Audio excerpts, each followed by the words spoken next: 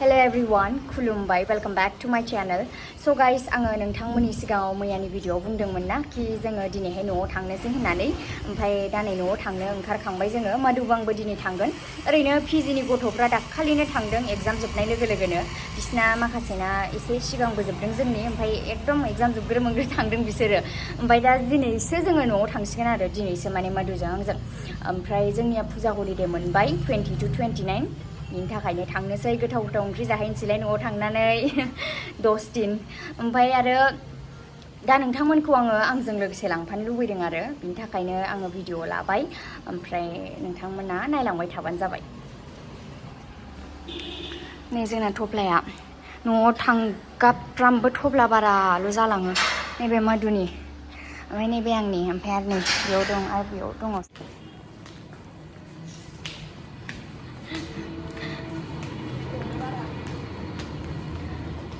देख आखाइ गैला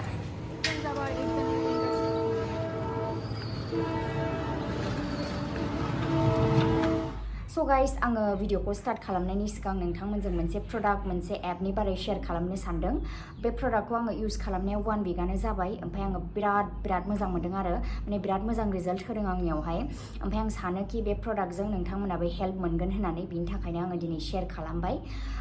नोंथांमोना दाखालिफोर आंखौहाय नुदोंना आङो बिराद थाब फट'शुट खालामबाय थानांदों ओमफ्राय बेयावहायनो आंनि मोखाङावहाय मेकआप फुननांगौ जायो ओमफ्राय बिनि थाखायनो आंना दा माने स्किन टाइपआ आंनिया अइलि प्लास सेन्सिटिभ नालाय बिनि थाखायनो थाब गाज्रि जानो चान्स थायो ओमफ्राय आङो बेखायनो मोजां मोनसे प्रडाक्ट आं नागिरगासिनोमोन आरो बेयावनो आंनि सासे लोगो रसमिता होननाय ओमफ्राय आब' स्विटियाबो नै आंखौ साजेस्ट खालामदों आरो बे प्रडाक्टखौहाय फुननो थाखाय ओमफ्राय आङो बेखौनो अर्डार खालामबाय ओमफ्राय आङो दा बाहायबायबो ओमफ्राय आङो बिराद मोजां रिजाल्ट मोनदों आरो माने आं बिराद मोजां मोनदों ओमफ्राय बे एपआनो जाबाय CureSkin एप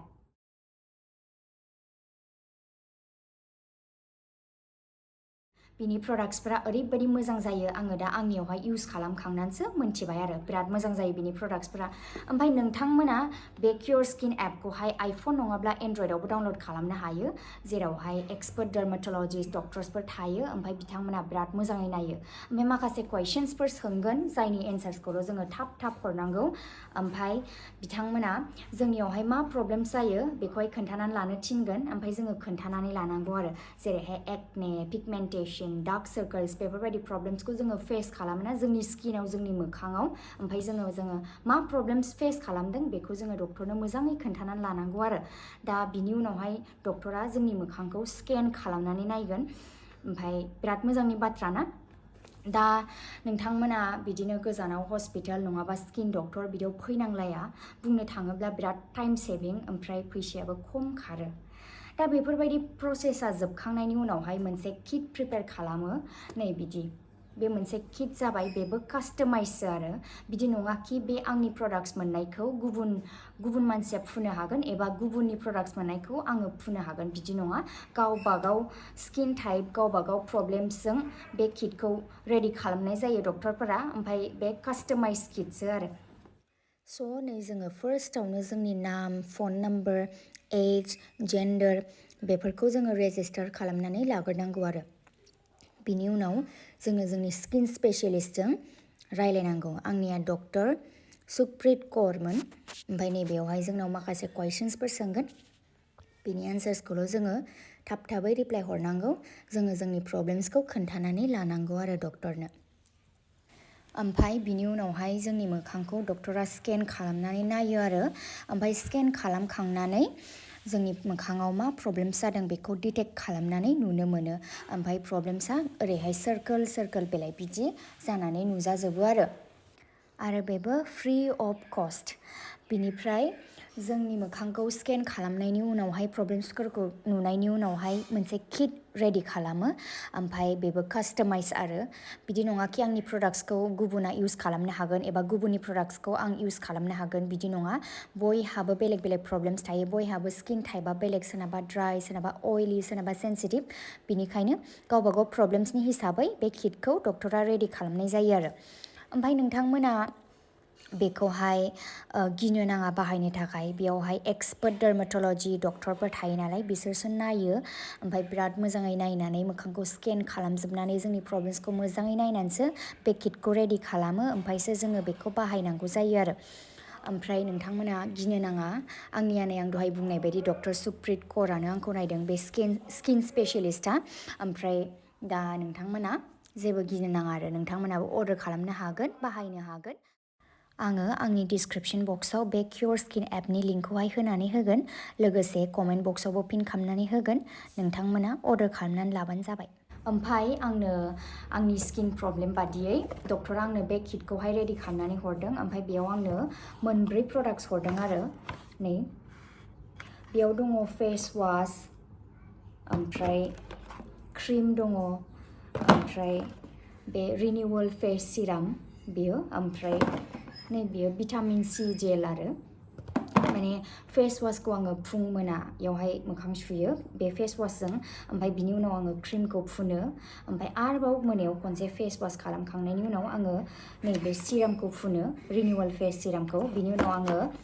जेल फुनो भिटामिन सि जेल ओमफ्राय लास्टाव आङो बे क्रिमखौहाय फुननानै उन्दुयो आरो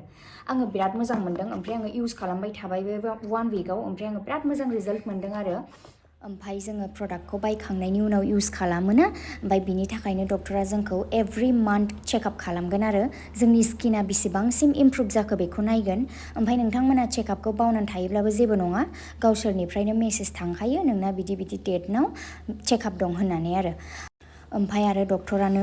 बे प्रडाक्टखौ बायखांनायनि उनाव मोजाङै मोनसे जोंनि डाइट प्लेननि थाखाय टिप्स होयो जोङो मा हेल्दी बुस्थु जानांगौ अबे आनहेल्दी बुस्थुखौ जानाङा बेखौ डक्टरानो मोजाङै खोन्थायो आरो ओमफ्राय जोंनि बडियाव बेसेबां वाटार कनजिउम खालामनांगौ बेखौबो खोन्थायो मानो होनोब्ला जोंना हेल्थआ सिंनिफ्रायसो हेल्दी जाबोनांगौ सिङाव हेल्दीबा जोंना स्किनाबो इमप्रुभ जागोन बांसिनै ओमफ्राय मोजांसिन जागोन आरो ओमफ्राय आङो नोंथांमोनखौबो माने बेखौहाय अर्डार खालामनानै लानो खावलायो मानो होनबा बेजोंहाय बयहाबो माने जाय जाय फुदों मोजां रिजाल्ट मोनजोबो आङो खोनानाय बादिब्ला ओमफ्राय आंनियावनो एक्सपिरियेन्स मोनबाय आङो बिराद मोजां मोन्दों आरो दा नोंथांमोनाबो अर्डार खालामनानै लानो हागोन ओमफ्राय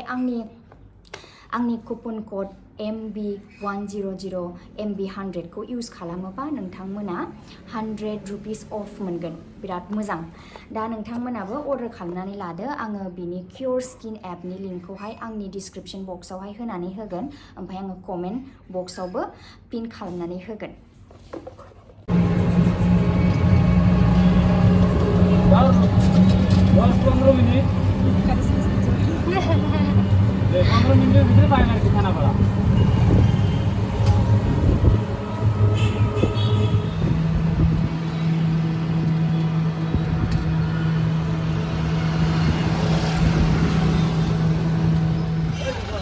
थांसिगोन बियो नै विंगारजोंसो थांगौमोन आङो ओमफ्राय आमादैनाव थांसै ओमफ्राय दाहाय थांसै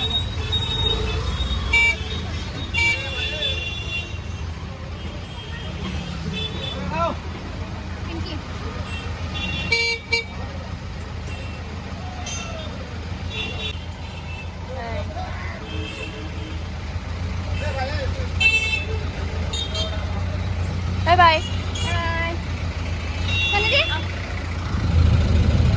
गाइस आङो दा नै बासाव गाखोबाय ओमफ्राय माधुआ थांबाय आरो ना बिमादैनाव थांबाय बियो ओमफ्राय आंबो दा थांबाय थानोसै दा माने माधुआ बिमादैनिफ्रायसो ज' थांगोन बिसोरो ओमफ्राय आङो दा नै बासाव गाखोबाय आंथ' हारसिंसो ओमफ्राय दा नोंथांमोना नायलांबाय स' गाइस आङो नै दायो बेंटल गेटआवनो ओंखारबाय आरो माने बेंटल गेटआव बाबाजों आगैजों दंफैयोमोन मोनसे खामानिनि थाखाय ओमफ्राय दा बेयावनो गारिनिफ्राय ओंखारनानै आं न'नि गारियाव गाखोबोबाय दा जोङो थांगासिनो गोजोनपुरि न'आवहाय साहा फुदुंनो थिनहरबाय आनैखौ ओमफ्राय साहा लोंनानै जोङो डाइरेक्ट गामियाव थांसै न'आव नै आं आमलखि लाबाय ओमफ्राय फुंनिफ्राय आं जेबो जाबोआखैना फुङावबो जा ओंखाम उखैबाय ओमफ्राय बोरैबा उदै उदगालिबो मोनबाय आङो ओमफ्राय दा साहा लोंनानै थांनोसै आरो न'आव नोंथांमोना नायलांबाय थाबानो जाबाय लाल साहा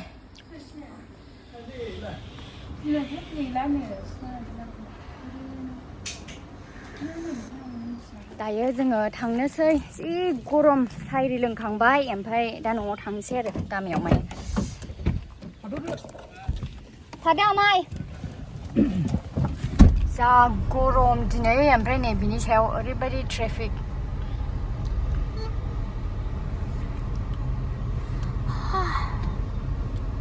गरमथार दिनै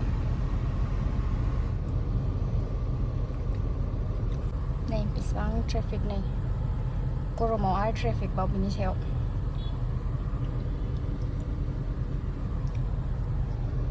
बिराद गरम दिनै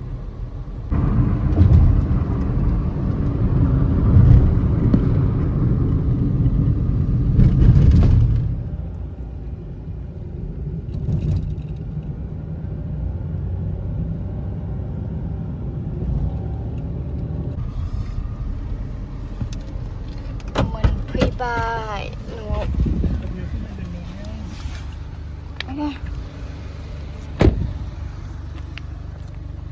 So guys, आङो न' मोनफैबाय नै जि गरम दिनै guys नै आङो दाथ' न'आव सफैबायना ओमफ्राय आङो दहाय फैनायाव नोंथांमोननि सिगाङाव बुंबोखादोंमोन ना न'आव फैनानै गोथाव गोथाव ओंख्रि मोनजासिगोन होननानै दा नै ना ओमफ्राय नै ना नै ओमफ्राय नैबे अमा बेदरजों मैथा नैबे फोरलाजों ना गोरान गोथाव गोथाव ओमफ्राय नैबे हालदै गोथां बाथोन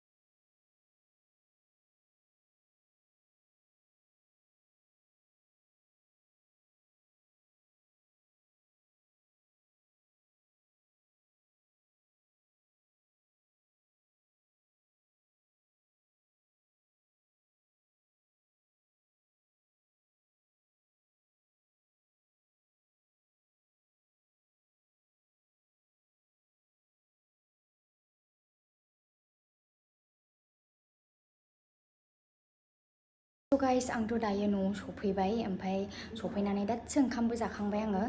ओमफ्राय मोखां आथिं आखाइ सुखांबाय आरो ओमफ्राय दा आङो रेस्ट लानोसै मानो होनबा बिराद मेंबाय ओमफ्राय दासो ओंखाम जाखांदोंना दा बिराद उन्दुनोबो ओंखारबावबाय आंखौ मानो होनबा ओंखाम जाखांबाथाय आं बिराद उन्दुनो ओंखारो ओमफ्राय दा रेस्ट लानोसै ओमफ्राय दा बेलासियाव नोंथांमोनजों आङो सिखारनानै रायज्लायफैफिनगोन ओमफ्राय नोंथांमोना भिडिअखौ नायलांबाय थाबानो जाबाय So guys आङो नै दासो सिखारदों दासो सिरि मोनदों आङो एकदम मोजाङै रेस्ट लाखांबाय ओमफ्राय दायो आङो गाइखेर फुदुंगासिनो कर्नफ्लेक्सजों जानो थाखाय दहायनो फुदुंखांखाबायनो मामिया दा एसे ओरैनो जानफामदोंल'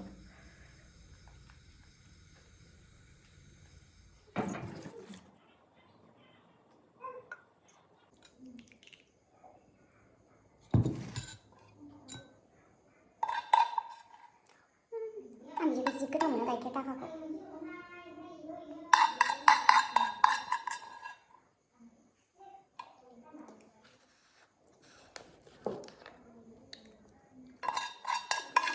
गोथाव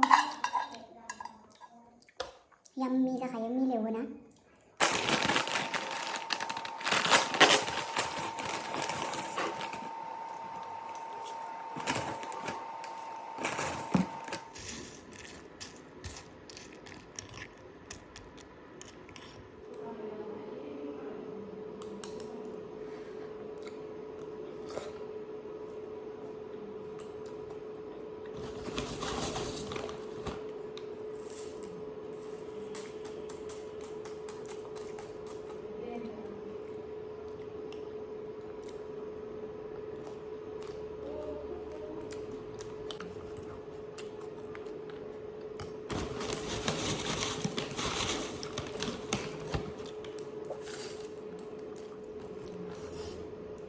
गाइस नोंथांमोना कर्नफ्लेक्स गोथाव मोनो ना मोना आंथ' बिराद गोथाव मोनोलै